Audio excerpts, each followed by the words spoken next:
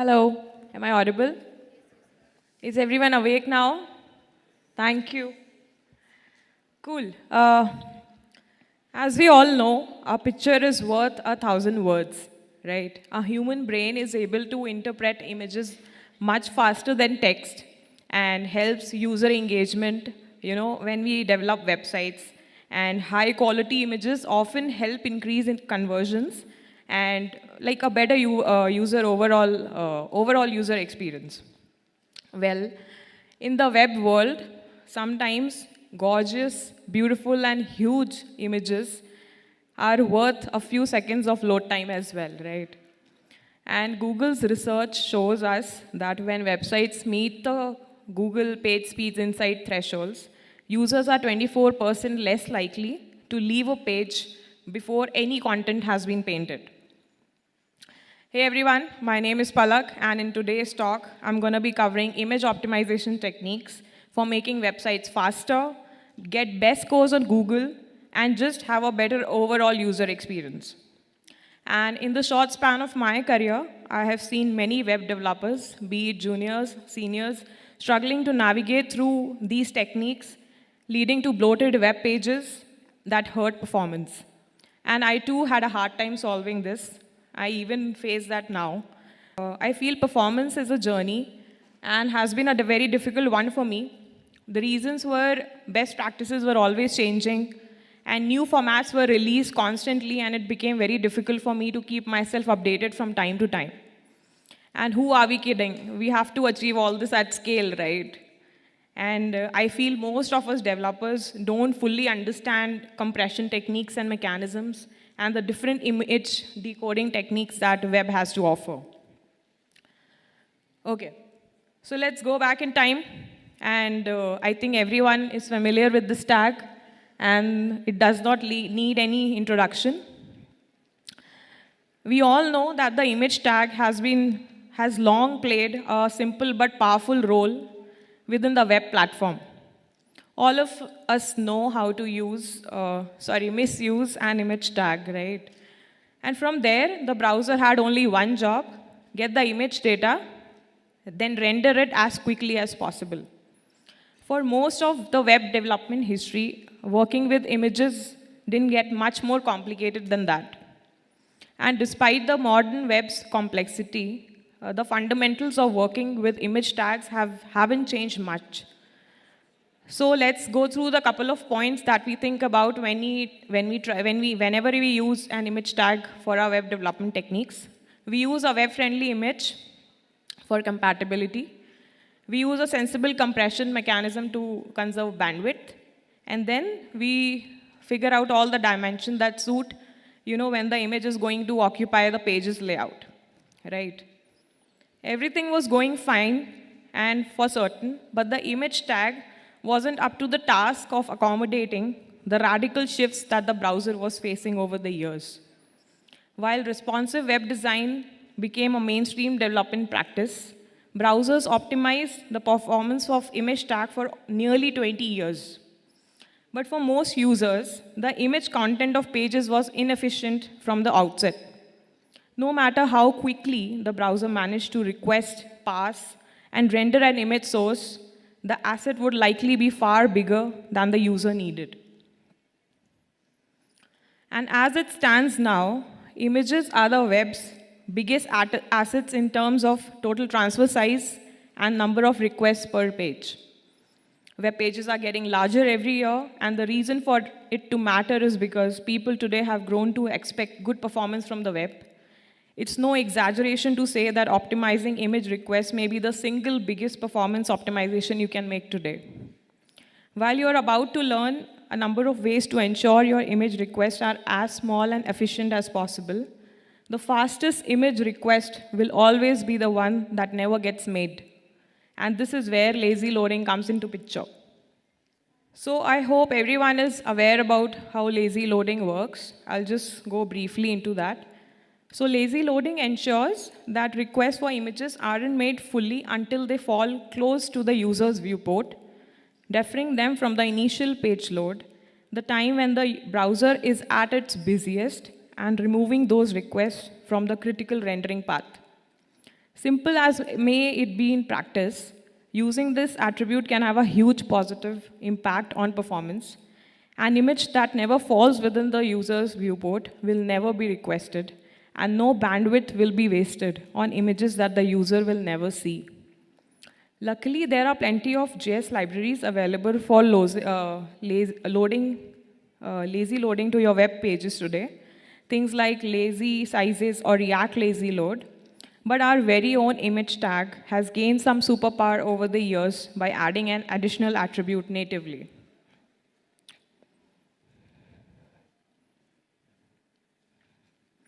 Moving on, if we were to talk about Netflix, which has a huge catalog of recommendations to watch, it became quite difficult for them to provide users with all the data at first load. They had this goal of creating a rich and enjoyable video preview experience so that members had a deeper idea on what was to offer. Netflix wanted to optimize their homepage to reduce CPU load and network traffic to keep the UX intuitive. The technical goal was to enable fast vertical scrolling through 30 plus rows of titles. The older version of their homepage would render all the titles of the highest priority, and that would include data fetching from the server, creating all the DOM, fetching all their images. And they wanted the new version to load much faster, minimize memory overhead, and enable smoother playback. So here's where they ended up. When the page now loads, they first render billboard images at the very top 3 rows on the server. Once they are on the client, they make a call for the rest of the page and then render rest of the rows with all the images in. So they are effectively simply rendering the first 3 rows of the DOM and lazy loading the rest as needed. The biggest impact for this was decreased load time for members who don't scroll quite as far, unlike me. I love to scroll Netflix a lot. Moving on.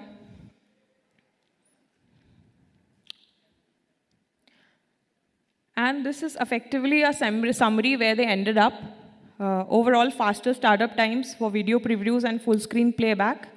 So before, there was a CPU load required to generate all their DOM nodes and get images to load. And now they don't saturate quite as much as member bandwidth. And they pull in 4 times fewer images on initial load. So their video previews now have faster load times. They have got less bandwidth consumption and lower memory overall. And Google's research tells that image lazy loading has helped many brands shave an average of 76% of their image bytes on initial load as a result of using this optimization. This includes companies like Spotify, Target, and of course, Deserve. In addition to the image lazy loading, this capability is also applicable to iframes. The exact same loading attribute is possible to use on iframes and is a huge opportunity for us to optimize how we address loading third-party content.